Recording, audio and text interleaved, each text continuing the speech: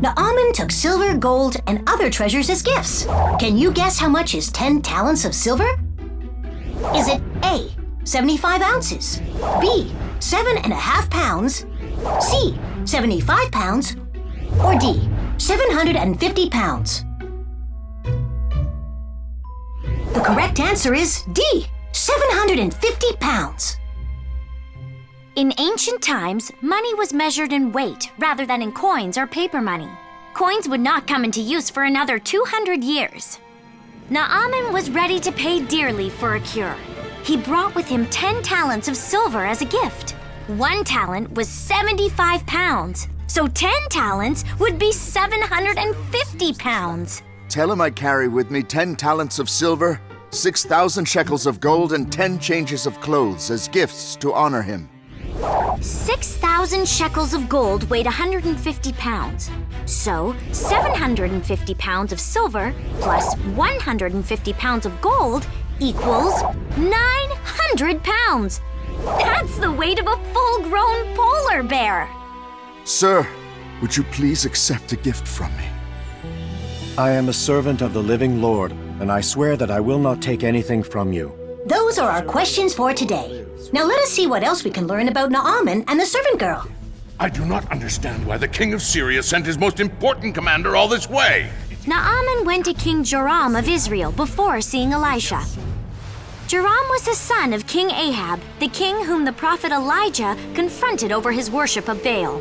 Elisha was a disciple of Elijah and took his place as a prophet after Elijah was taken up into heaven. King Joram is named on the Tel Dan Stele, a record of a battle between Syria and Israel about 10 years after Naaman's visit. He wants to travel miles into enemy territory in search of a prophet? The capital of the northern kingdom of Israel during Joram's reign was located in Samaria. Even though Syria and Israel were not at war at that time, the two nations had a history of distrust.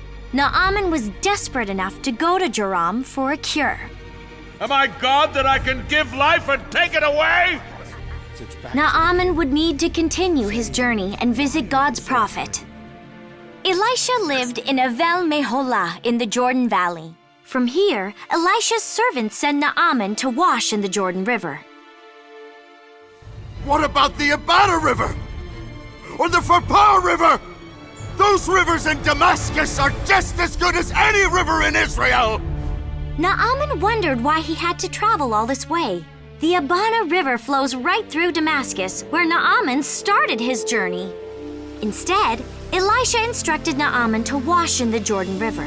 This is the main river of the Holy Land. It runs from the snowy peaks of Mount Hermon to the Dead Sea. John the Baptist preached and baptized people along the Jordan River. Naaman had to humble himself and follow Elisha's exact instructions.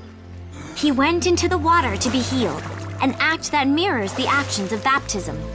Baptism is very similar to the concept of the ritual bath, a way that the Jewish people symbolize the removal of sin or a conversion. The bath had to be large enough for a person to go entirely under the water. Naaman came out of the water not only healed of his leprosy, but healed in his heart as well. Now I know that the God of Israel is the only God in the whole world.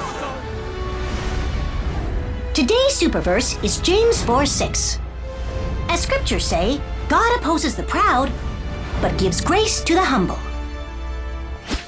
That is all we have time for today. Just remember, be humble at all